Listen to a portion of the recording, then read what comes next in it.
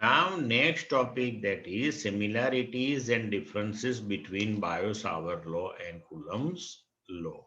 Okay. Now, both are long range and both depends inversely on the square of the distance from the source to the point of interest. And the principle of superposition applied to both the fields. Okay. Using Biot-Savart law, we calculate the magnetic field, and using Coulomb's law, we calculate the electric field. The electrostatic field is produced by the scalar source, and that source is the electric charge. But the magnetic field that is produced by the current element, which is given as I vector dl, so that is the vector source. Then the electrostatic field is along the displacement vector, joining the source and the field point. The magnetic field is perpendicular to the plane containing the displacement vector and the current element IDL. Then there is an angle dependence in Biot-Savart law, which is not present in the electrostatic case. The magnetic field at any point in the direction of dl, that is always zero, and that is due to angle dependence, because if we consider any point in the direction of dl, then as per dl cross r caret, we can write the magnitude dl sine theta. Now, if dl and r both are in the same direction, then your theta, that will be 0. So sine 0, 0, and your magnetic field, that will be 0. Clear? So this one is the similarities in the two laws. Clear? Now example 4.5. An element delta L, that is equal to delta xi caret, is placed at the origin and carries a large current I, that is equal to 10 ampere. What is the magnetic field on the y-axis at a distance of 0.5 meter? Delta x, that is equal to 1 centimeter. Now see, current that is given to you 10 ampere. Now length of the element delta x, we say that is dl, suppose 1 centimeter, so 10 raised to minus 2 meter. Now as shown in the figure, the point where you want to find the magnetic field, that is on the y-axis at a distance 0.5 meter. So distance y, say it is r as per our equation. So that is 0.5 meter. Now your current element, that is on x-axis, and the point of interest, that is on y-axis, it implies that the angle between IDL and R, that is 90 degree. Now very simple. Magnetic field, that is mu 0 upon 4 pi IDL sine theta upon R square. So mu 0 upon 4 pi, that is 10 raised to minus 7, I, that is 10, dl, that is 10 raised to minus 2, sine theta, that is sine 90. Now r, that is 0.5, square of it, solve this one, you will get the answer 4 into 10 raised to minus 8 Tesla. Clear to all of you? Now the direction of the magnetic field at that point. So your current element, that is in x direction, so you can say that is dli caret, and a position vector that is in y direction, so you can say that is rj caret. Means the direction of the magnetic field, that is in the direction of I cross j, but I cross J, that is K caret. So here the magnetic field at point P, that will be perpendicular to both X and Y in Z direction, and that is positive Z direction, so outward, and therefore it is denoted by dot. Clear the direction? Now next topic, that is magnetic field on the axis of a circular current loop. Suppose as shown in the figure, we have a circular current loop having radius equal to R. Which one is carrying current I as shown in the figure.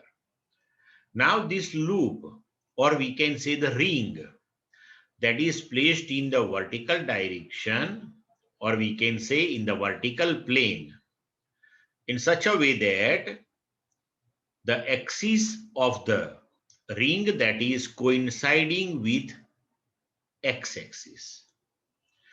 And we want to find the magnetic field due to this current carrying loop at any point on the axis of that loop. Suppose here we consider the point P, which one is at a distance x from the center of the loop, and there we want to find the magnetic field. Clear? Now here we have to use Biot-Savart law. In Biot-Savart law, we already discussed this thing, how one can find the magnetic field at a point due to any current element.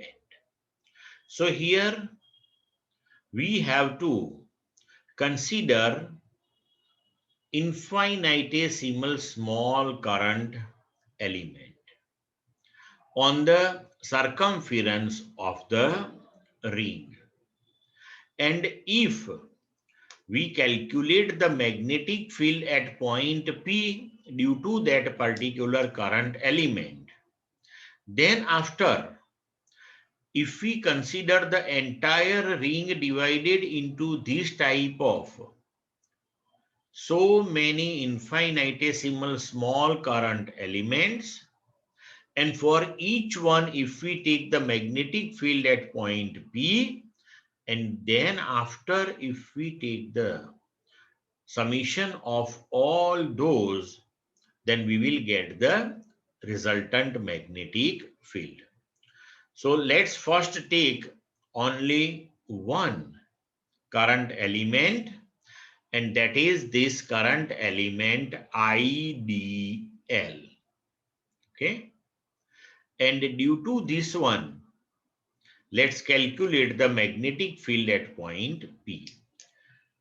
Suppose point P, that is at a distance R from the current element. Now, here as per Biot-Savart law, the magnetic field at point P due to this current element, that will be perpendicular to both IDL and R. So here IDL, that is in the tangential direction to the ring. R, that is radial one here. So angle between IDL and R, that will be 90 degree. That will be 90 degree. And now perpendicular to both IDL and R, if we place the right-handed screw and if we rotate it from IDL to R, then it will move in upward direction like this, and that is perpendicular to both IDL and R. So at point P, perpendicular to R, we can represent the magnetic field dB as shown in the figure. Clear to all of you? IDL and R, both are perpendicular to each other. To understand it, consider this figure. See, this is the current element and this is the position vector of point P. So angle between R and this current element, that is here, and that is 90 degree, because this is tangential one and this is radial one. Clear? And now for perfect understanding of the directions, I am taking one ring here. Now be careful. See, this one is the ring. Okay. Now its axis, that is somewhere here like this. Clear to all of you? Now current element, that is here, and current element, that is tangential one like this. Clear to all of you? Here the current element, that is towards me, and this one is axis. So with respect to this current element, you can represent the position vector in this manner. Got the idea?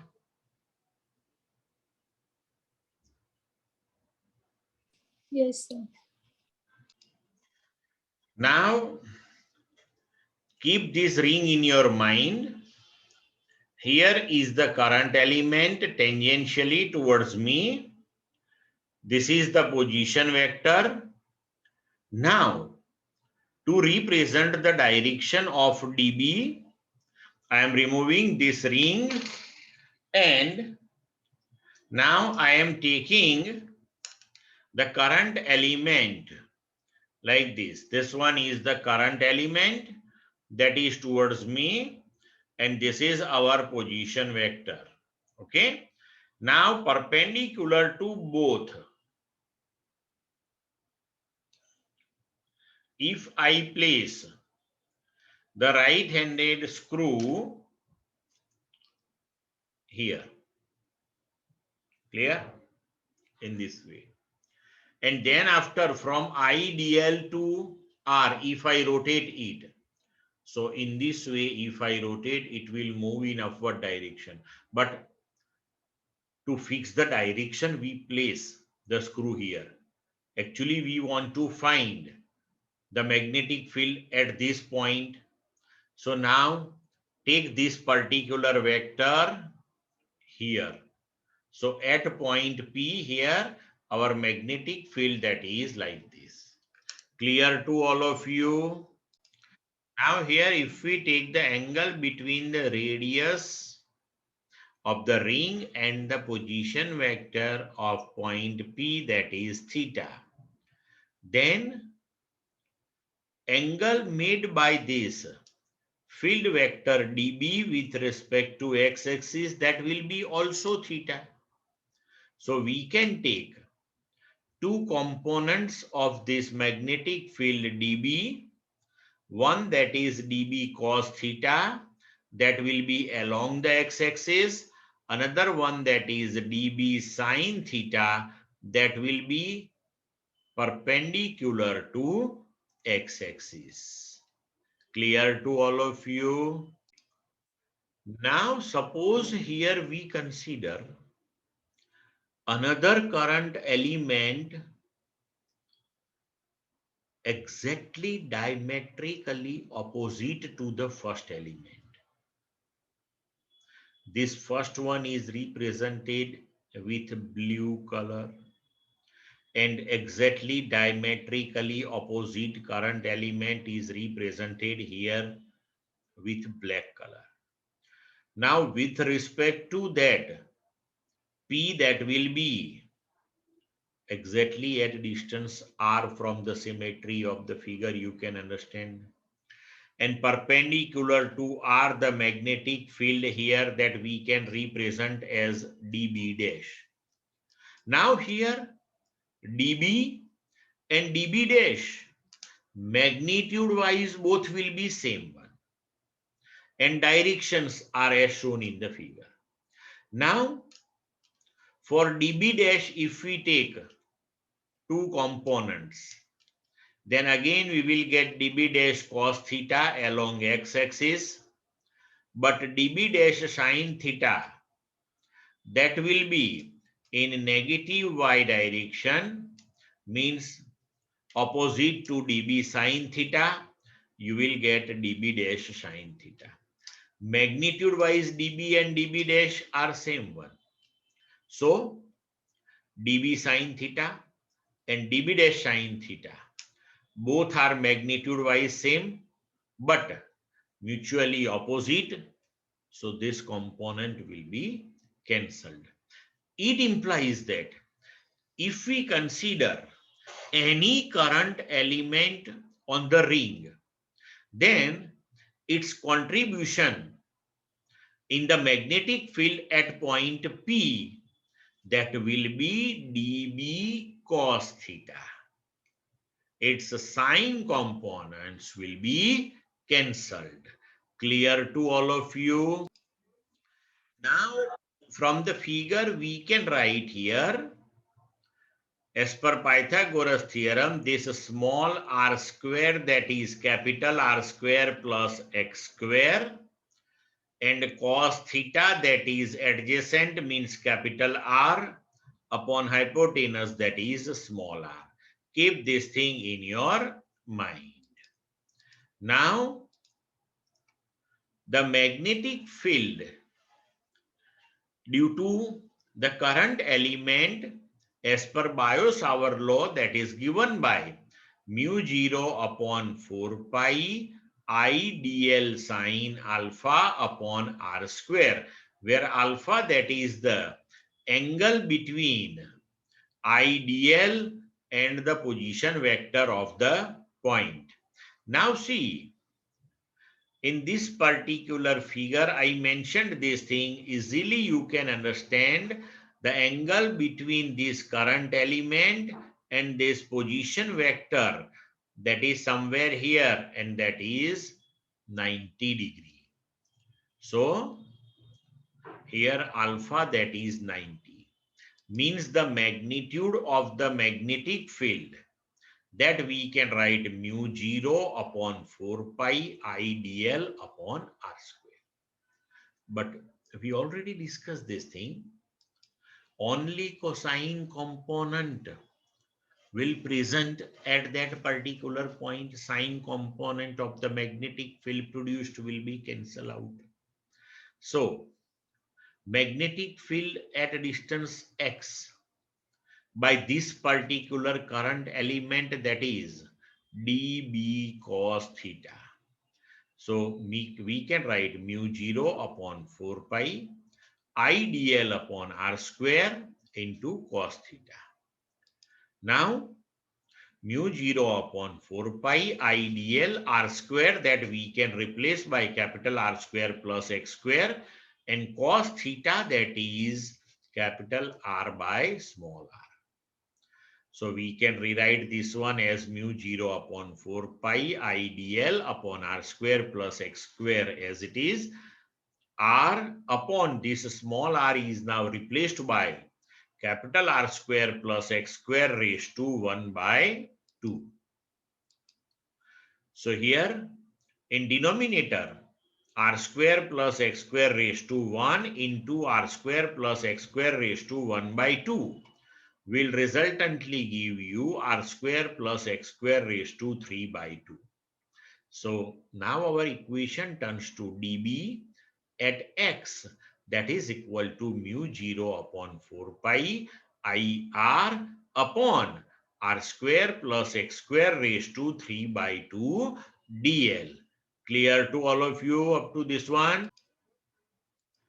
Now see, if we take the integration of this equation over the circumference of the ring, then we will get the resultant magnetic field produced at point P due to this current carrying ring. So B at x, that is integration of dB at x. And this integration is carried out over the circumference of the ring. Therefore, this symbol is placed here. Now, mu 0 I r upon 4 pi into r square plus x square raised to 3 by 2. That is constant one. So it is taken outside the integration. So we can write integration dl. Now, if entire ring is divided into so many infinitesimal small line elements dl, dl, dl, dl, dl, dl, dl. And then after, if we take the summation of all these, then we will get the circumference of the ring. So we can write this integration dl, that is nothing but 2 pi r. So now our equation, that is mu 0 upon 4 pi IR upon r square plus x square raised to 3 by 2. And now this integration dl, that we have to replace by 2 pi r. So pi cancelled. This 2 by 4, that will give you here 2. So resultantly, you can write this r into r, that is r square. So b at x, that is mu 0 I r square upon 2 into r square plus x square raised to 3 by 2. This is the resultant magnetic field produced by the current carrying loop having radius r and carrying current I at a point on its axis which is situated at distance x. And at present, our axis, that is coinciding with x-axis.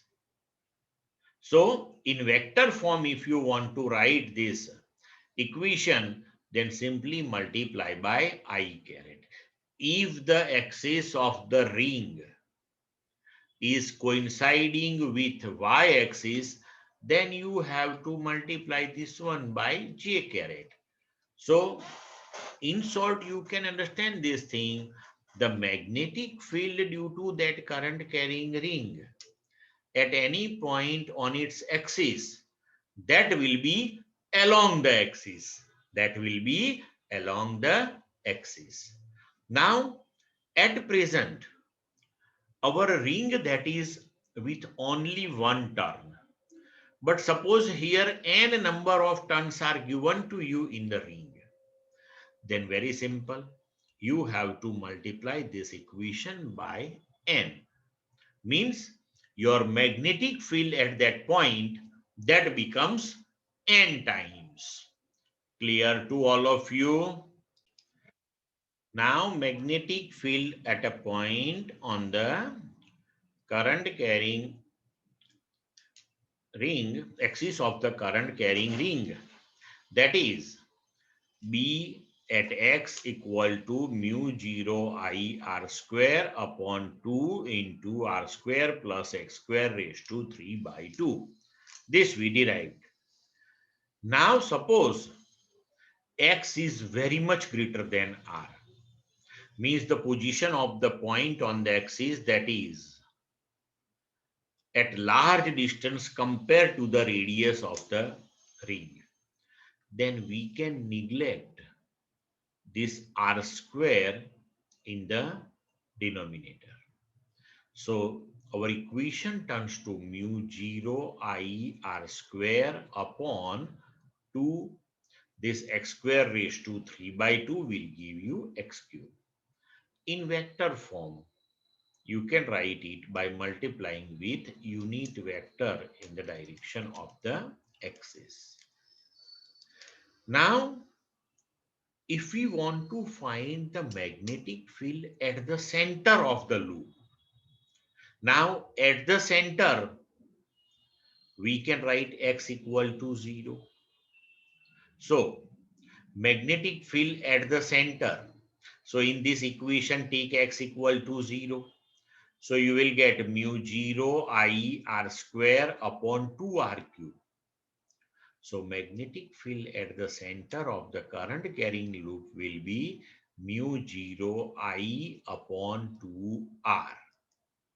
And in the vector form, you can write it by multiplying it with unit vector in the direction of its axis. Clear? And if your ring that is with n number of turns, then B will be n times. Very simple thing.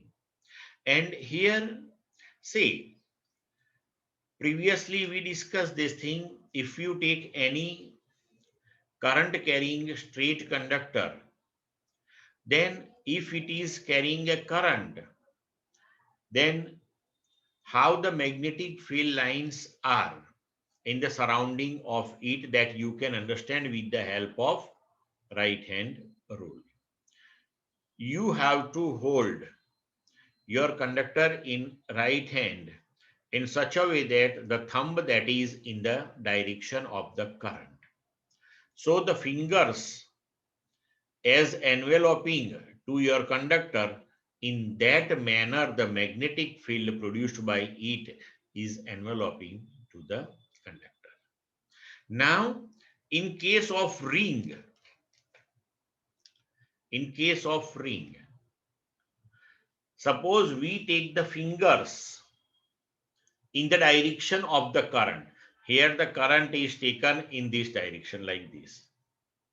So if you place fingers in the direction of the current, then automatically your thumb will point the direction of the produced magnetic field. Clear to all of you? Example 4.6. A straight wire carrying a current of 12 ampere is bent into a semicircular arc of radius 2 centimeter as shown in the figure A. Consider the magnetic field B at the center of the arc. A. What is the magnetic field due to straight segment B? In what way the contribution to B from the semicircle differs from that of the circular loop, and in what way does it resemble? C. Would your answer be different if the wire bent into a semicircular arc of the same radius but in the opposite way as shown in the figure B? Now see here, the current through this wire that is 12 ampere, and radius of this semicircle that is 2 centimeter, so that is 2 into 10 raised to minus 2 meter. Now see, suppose we consider this straight part of the wire.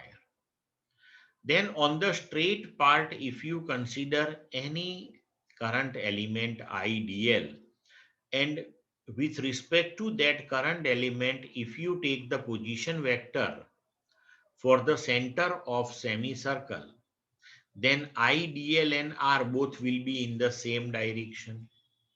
And if IDL and R both are in the same direction, then magnetic field due to straight segment of the wire, that will be equal to 0, because angle between those two is 0, sine 0, 0.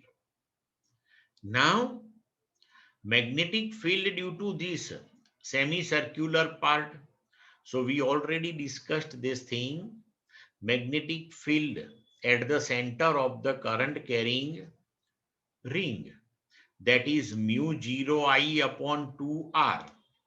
Ring that is with one turn.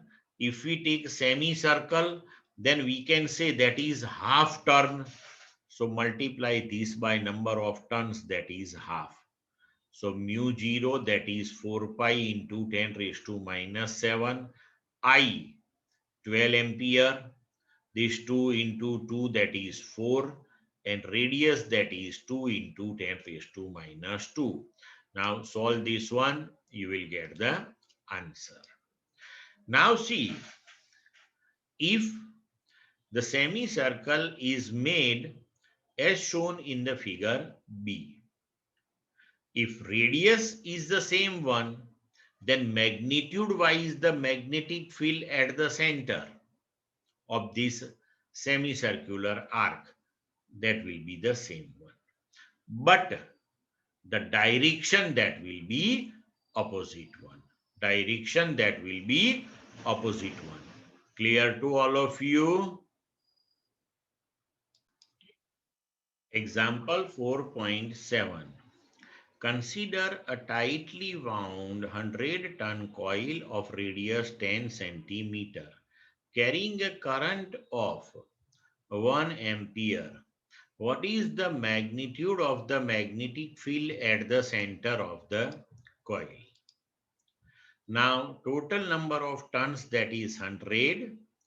Radius R, that is 10 centimeter, so that is 0.1 meter. And current I, that is 1 ampere. Now, magnetic field B, that is mu 0 I upon 2R at the center of the current carrying ring. And if n number of turns are there, then multiply it by n. Now, simple thing, substitute the values. Mu 0, that is 4 pi into 10 raised to minus 7. Current I, that is 1 ampere. 2. Radius R, that is 0.1. N, that is number of turns 100. Solve it, you will get the answer. Clear? Now next topic, that is Ampere's circuital law. Say, in electrostatics, we discussed Gauss's law. Using Gauss's law, one can calculate the electric field due to a symmetric charge distribution. And in Gauss's law, we consider a closed surface, which is called Gaussian surface. So, using Gauss's law, one can find the electric field at any point due to symmetric charge distribution. Similarly, using Ampere's circuital law, one can find the magnetic field at any point due to symmetric current distribution. Now, in Ampere's circuital law, we consider the open surface with boundary, and the boundary of that surface, that is considered as Amperian loop, to which Ampere circuital law is applied.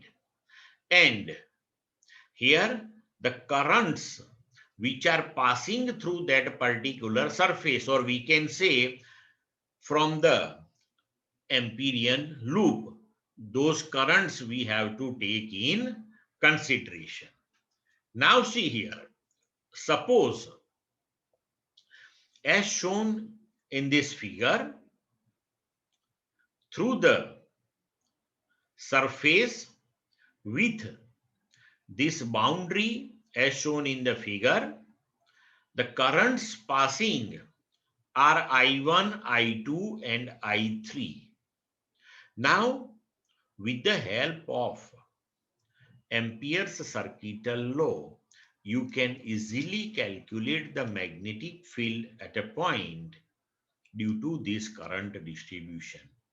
And Ampere's circuital law, that is given by the equation integration B dot dl, and this integration that should be carried out over the Amperian loop. So integration B dot dl, that is equal to mu 0 sigma I. Sigma I, that is the net current passing through the surface enveloped by Amperian loop. This is very important to understand. See, at present here all the currents are in the same direction. So simply we can say the net current passing through this surface, that is I1 plus I2 plus I3. But see here, suppose we consider another case.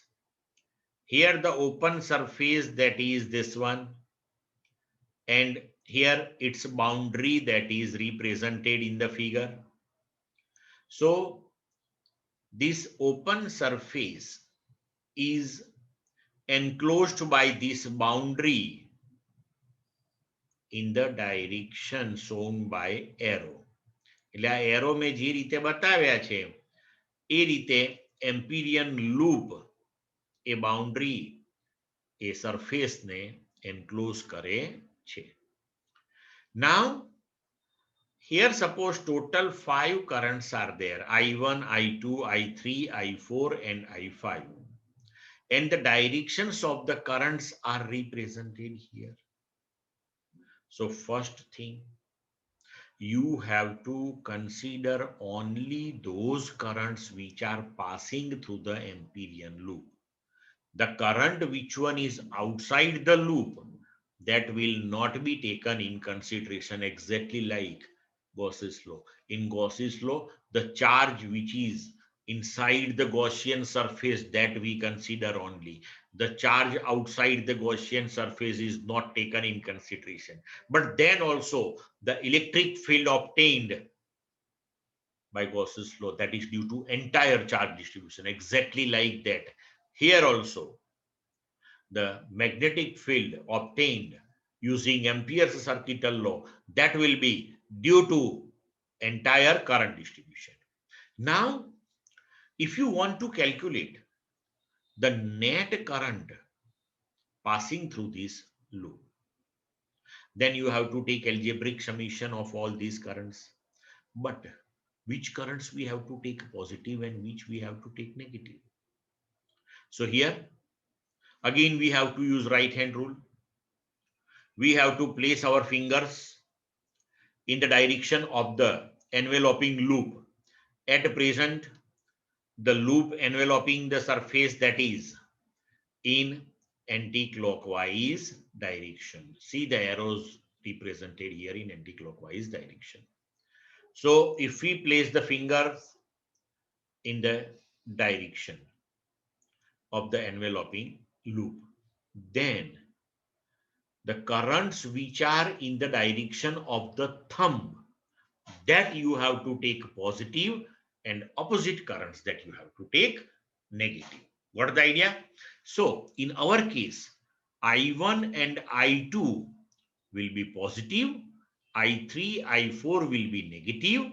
So in this particular case, you can write sigma I, that is equal to I1 plus I2 minus I3 minus I4. So in this way, you have to take this sigma I. This is the Ampere circuital law. Clear? Now, how to choose the Amperian loop? So here, we have to choose the Amperian loop such that at each point of the loop, either B is tangential to the loop and is a non-zero constant B, or B is normal to the loop, or B vanishes at each and every point on the loop. In that way, you have to consider the Amperian loop. Clear to all of you? Now, application of Ampere's circuital law. So, using it, we can calculate the magnetic field due to infinitely long current carrying wire. Now see, suppose we have infinitely long current carrying wire. This one is carrying current I.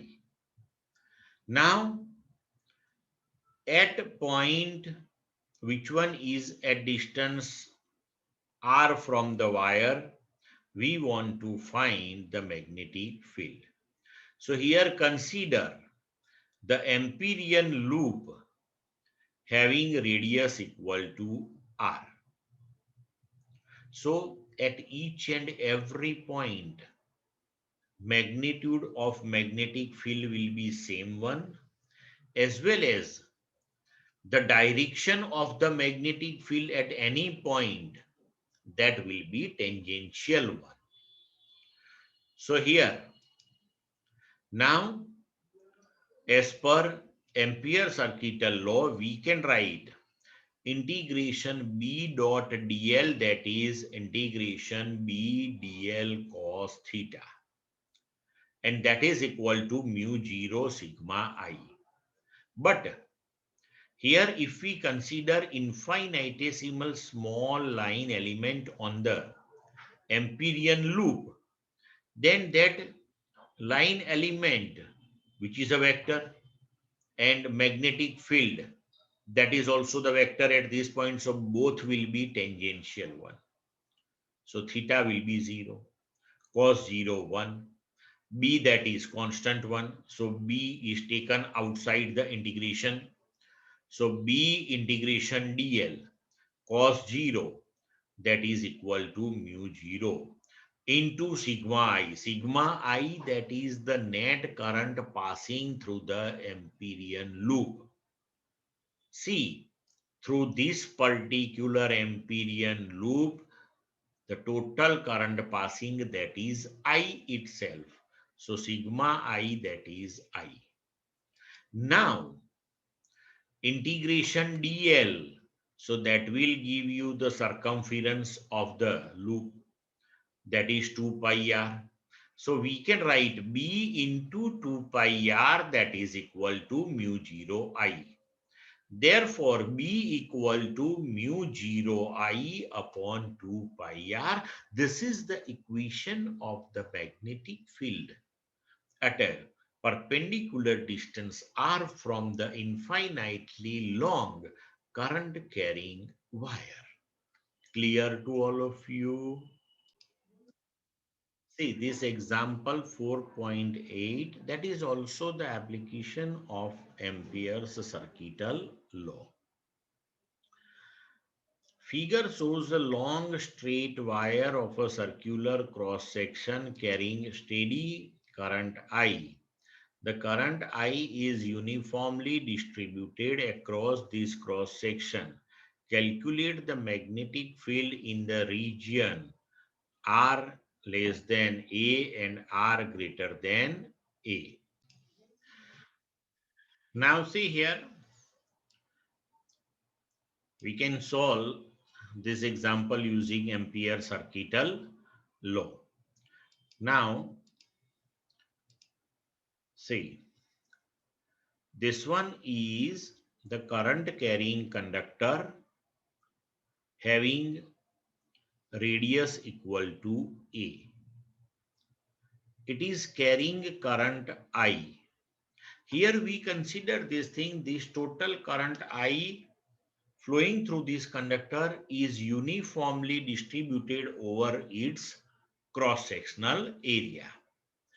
Now we want to find the magnetic field at a point outside this conductor as well as at a point inside the conductor. Now see, suppose first we consider the point outside the conductor, which one is at a distance r from the axis of the conductor, where r is greater than a. Okay. Now, for r is greater than a, write down the Ampere circuital law, integration B dot dl equal to mu 0 sigma I. Now, consider the Amperian loop having radius equal to r. Now, on the circumference of the loop, at any point, magnetic field B and The line element DL will be tangential one. So B and DL will be parallel. So theta, that is 0 cos 0 1. So here on left hand side, integration B dl cos theta, that is equal to mu 0 sigma I, that we can write B integration dl cos theta is 1 mu 0 sigma I. Now B integration dl, that is the circumference of loop, 2 pi r mu 0. Now sigma I, that is the net current flowing through the Amperian loop. Now see, Amperian loop is enclosing entire current because your entire conductor is inside the loop. So total current flowing through the loop itself is I. So sigma I, that you can write I. So B, that is equal to mu 0 I upon 2 pi r. And here we can observe this thing, B proportional to 1 upon r. The same equation previously we derived for the infinitely long wire. Now we have to find the magnetic field at any point inside the conductor. Now see here, we consider a point inside the conductor at perpendicular distance r dash from the axis of the conductor. So here we can consider the Amperian loop with radius equal to r dash as shown in this figure. Now magnetic field at a point inside the conductor means r less than a. Again we can write the Ampere circuital law for that. That is integration B dot dl mu 0 sigma I. Now integration B dl cos theta, theta is 0. So cos 0 1, that is equal to mu 0 sigma I. B is same everywhere. So on the circumference of the Amperian loop. So it is taken outside the integration. B integration dl, that is equal to mu 0 sigma I. Now here important thing, that is to find out sigma I. Sigma I, that is the net current passing through the Amperian loop. Now see, total current I, that is uniformly distributed over the entire cross section of the conductor. Area, cross sectional area of the conductor, that is pi a square. So total current I is uniformly distributed over the cross-sectional area pi a square. So we can use simple unitary method. On area pi a square, current I is uniformly distributed. Therefore, current through unit area is how much? So simply we can write current through unit area, that is I upon pi a square. Now, through unit area, if the current is I upon pi a square, then through the area of the Amperian loop, how much current is flowing? So multiply it by area of the Amperian loop. So we can say sigma I, the total current passing through the Amperian loop. That is current passing through unit area, that is I upon pi a square, into area of the Amperian loop, that is pi r dash square. Pi cancelled. So I upon a square r dash square. So here we can write now B integration dl, that is 2 pi r dash mu 0 as it is, and sigma I, which we calculated here, substitute I upon a square r dash square. So here 1 r dash cancelled. So B that is equal to mu 0 I upon 2 pi a square into R dash. So here we can observe this thing B proportional to R dash. So here if we draw the graph of magnetic field versus the position of the point from the axis of the conductor, then on the axis the magnetic field is 0. Then as we move away from the axis up to its surface, the magnetic field directly proportional to R. So straight line graph. Then outside it, magnetic field proportional to 1 upon R, means from the surface it decreases as we move away. So this is the graph of B versus R. Clear to all of you?